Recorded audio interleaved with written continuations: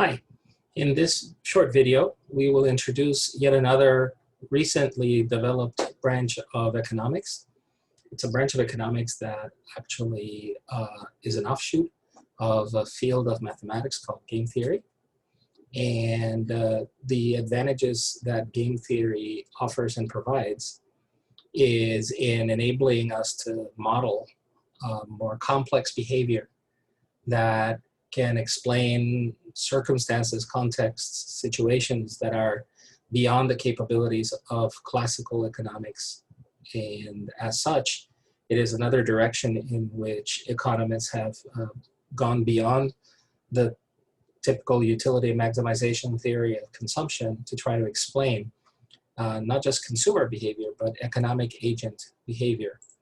And you may recall that in week 1 of this class, we talked about there being 4 kinds of public goods, 4 kinds of goods, depending on property rights. The kinds of goods that we have been focusing on are called private goods. And private goods are characterized by, they are affordable by one individual at a time, by an individual.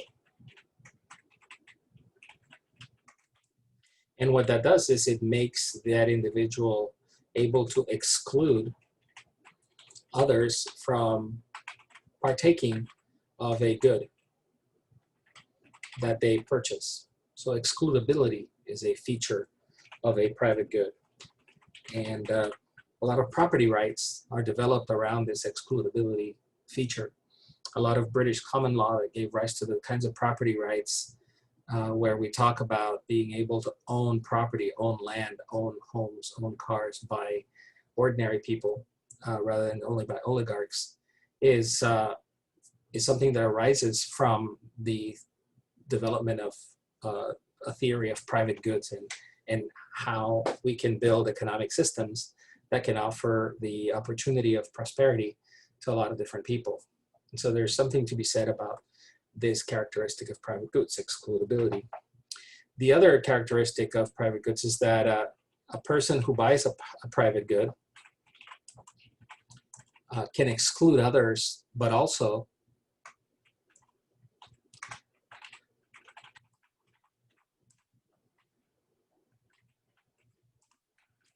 creates rivalry by creating scarcity for that good, creates rivalry among consumers for a good.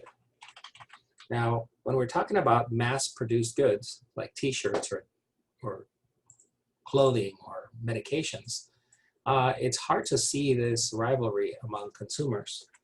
So this rivalrousness is more evident in situations where you have certain goods that are unique, like a particular finished final work of art by a famous artist, like a Van Gogh painting that you might find hanging in a great museum. And I'm not talking about replicas or posters or images that are PNGs of the actual artwork, but the final finished original piece of work. A lot of museums would be interested in having essentially the original work of art of some particular kind. So excludability and rivalrousness make private goods. And in situations where you don't have scale, where the goods are not mass produced but are unique, you then have environments other than the market as a system where these goods can be exchanged. So the market system may not be the best, most effective way of transacting goods that have extreme rivalrousness. It's not as good as, say, auction markets or auction systems. That's where people bid in an enclosed environment under certain rules, and the winner is the person with the highest bid. So auction systems give rise to these kinds of strategic behaviors that game theory is very good for. And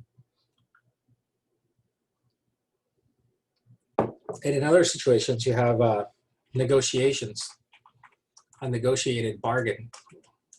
Negotiations are bargaining that takes place between parties, such as is the case sometimes between groups of workers and company executives or company owners. So you have what are called collectively bargained contract agreements, like the kinds that teachers negotiate with their school districts as well.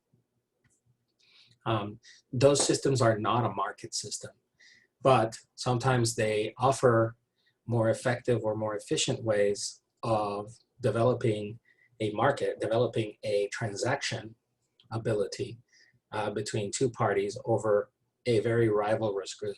And so game theory would then apply here as the environment that allows you to create strategies and better understand how negotiating, bargaining, or auctioning would work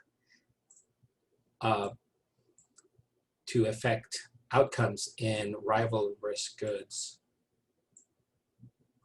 And as opposed to looking at opportunity cost and scarcity as the driving mechanisms for determining how things work in a so-called market.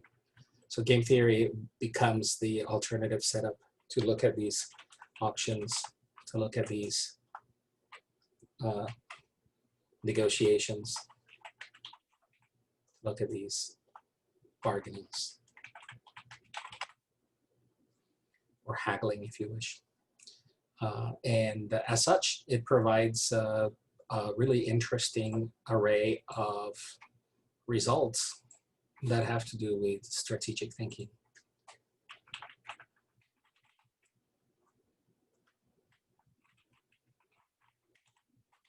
Leading to good decisions about transactions.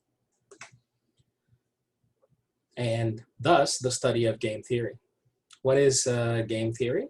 It is a mathematical field that helps you understand how to resolve situations through environments that are called games. What is in a game?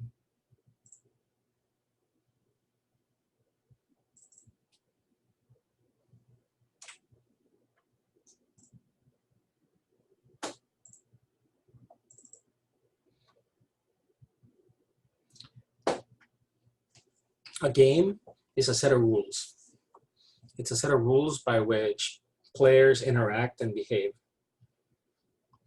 And the way interactions are developed in a game is through strategies, the plans of action that players use to maneuver around the rules of the game. And the game has a purpose, and therefore it has payoffs that measure how close to the purpose of the game you got to. So there's three parts to every game: rules, strategies, and payoffs. Payoffs are how we measure the rewards that come from playing the game, from the actions of the game. One of the most famous games out there is a game called The Prisoner's Dilemma. And The Prisoner's Dilemma is about a game whose rules are about two prisoners. Both get arrested and tried at the same time. The jury and the punishment is still out to be decided. The punishment become the payoffs. So how long you're in prison for is your payoff. So in this case, it's a negative payoff. And you and your accomplice are the two people who were found that you've committed this crime, and you have a choice. You can confess to the crime and perhaps get leniency as a result of that in comparison to what you would get if you don't confess, but your peer does confess. So the reason why it's called a dilemma is because if you look at the payoff matrix that is presented in the slide that I'm at right now, you'll notice that the seemingly best option for both people you and your accomplice, is for both of you to just not think on each other, not squeal on each other, not tell on each other, to not confess. Because if you both not confess, then the evidence is kind of scant, and you both will still see prison time, but it'll be 2 years because there's just not a lot of real solid evidence. Now, if you crack, or if your accomplice cracks, you'll only get a year, and they, in turn, will get 20 years jail. So obviously, good for you, bad for them if you confess and they don't. Or the other way around, good for you if you confess and they don't confess, because then you basically mess them up and they end up 20 years in jail and you only serve 1 year. Vice versa, if they squeal and you don't, then what happens is you get 20 years in prison and they get 1.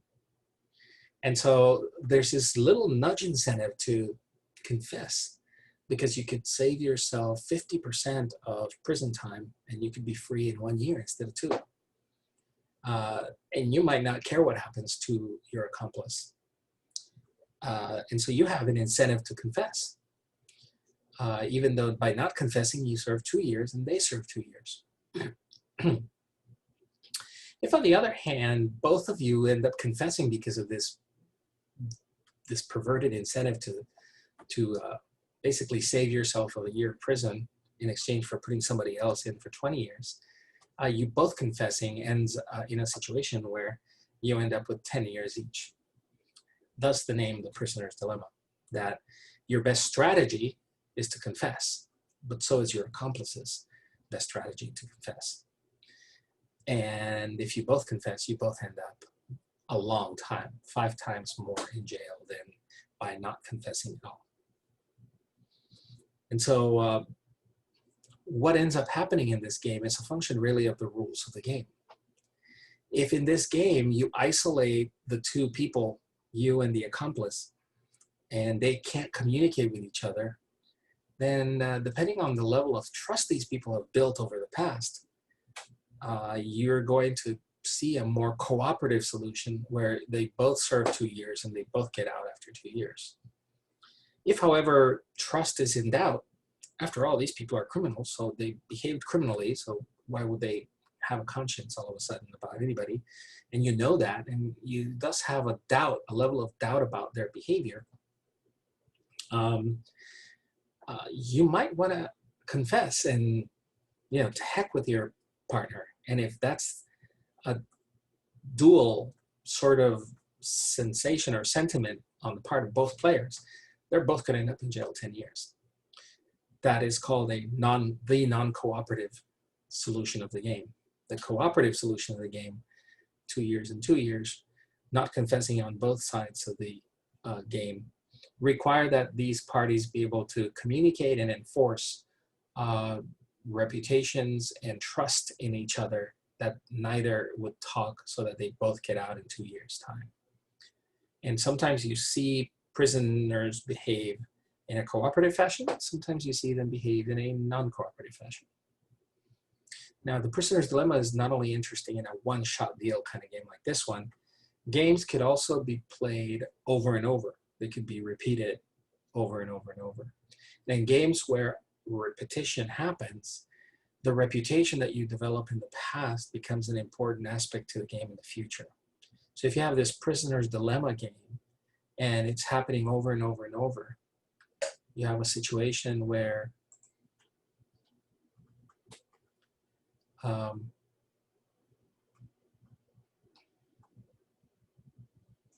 you are in competition. You are a salad bar owner and your competition is a pizzeria. And you both make a lot more money by not offering a lunch special, but then may have an incentive to offer a lunch special because you might be better off offering the lunch special.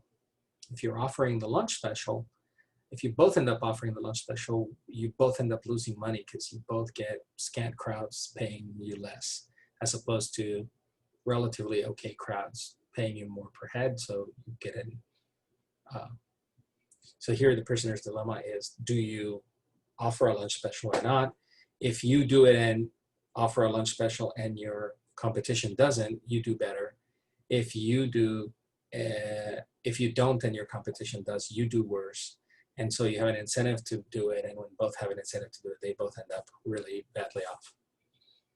And so in a situation like this that gets played on every day, lunch specials happen every day of the week, usually around restaurants that do that have business schedules Monday through Friday. The question then becomes, what happens over time? What should happen over time in the situation of neighboring businesses? Well, what could develop is a partnership or some sort of cooperative arrangement where you share into the benefits of offering a lunch special while your peers don't. And then when your peers are offering a lunch special, you're not offering a lunch special, so that they get the benefit of that on another day. And so you can develop these strategies over time that are built on the trust of seeing a repeated effort or a repeated desire to collaborate, or what we call it in game theory is cooperate. And so cooperative equilibria happen a lot of times. And some of these are called tit for tat strategies, where you do first a lunch special, and then I'll do the lunch special tomorrow, and you do the lunch special the other day. And next week, you did 3 lunch specials last week, I'll do 3 lunch specials next week. And as long as we keep that arrangement up, we'll be all right. So that would be one of the interesting aspects of strategy, that you can share in the benefits of behavior that is not common or not the expected or usual behavior, by actually taking turns at the game, at gaining in the game at different stages of the game. Another application of the prisoner's dilemma that you should look into in this political season is how politicians tend to stay positive or go negative in their campaigns, in their advertising campaign. Why is it that most politicians go negative in campaigns? Well, it's because in these repetition games, there is an iteration of severity, where if one candidate takes advantage of going negative so that as to make the other candidate look bad, then the other candidate will also then retaliate by going negative the next period. And they'll have to go a lot more negative than the first candidate, because the first candidate isn't going back to staying positive, given that they saw the rewards of going negative before the other candidate did. And since one candidate knows that the other benefits from that first mover advantage of being negative first, they start being negative as soon as possible. And so everybody goes from negativity to a snowball effect of negativity. And so instead of political campaigns being about really truly about getting the vote out, it ends up being about censoring your opponent's vote by making your opponent look terrible in the eyes of people who might be considering voting for the ideas that your opponent espouses rather than for your ideas. And so it becomes a battle of electing the least of 2 horrors rather than the best of 2 candidates with the best of 2 idea sets. And that's something we learn by studying the nature of political campaigns through the prisoner's dilemma. There are certain games that don't have winning strategies, that don't have what are called dominant strategies, like rock, paper, scissors, for example. Every one of those actions, rock, paper, and scissors, has a counter that will beat them in what we call an intransitive way, like rock and rock tie, paper, paper, tie, scissor, scissor, ties. But rock beats scissors, and however, paper beats rocks. And then, so you would think that paper then beats scissors because rock beats scissors, but no, scissors actually beat paper. And that intransitivity and their results makes the play of rock, paper, scissors not have a stable equilibrium that is a dominant strategy that always results in victory. Another kind of games that we see when we have repetitions of games is, instead of seeing tables where we see the payoffs on the interior, the strategies on the labels of rows and columns, and the players or actors in the farthest out margins of the table, we see the three characteristics of the game laid out in the form of a tree diagram, especially in games of sequences. Here, for example, we have a situation where McDonald's and Burger King are competing in a strategic game to see who will enter where, if at all, into a business environment for fast food. In this description of the game, McDonald's moves first. They have a choice of center of town versus outskirts of town. And if they choose the outskirts of a town, then Burger King decides to enter either in the outskirts of the town or the center of the town, or not enter at all. And Burger King's decision set is the same: outskirts, center, or not at all, even when McDonald's decides that they're going to open a location in the center of town. So the way that these sequential games in trees are basically determined to have a dominant strategy is by something we're called backward induction.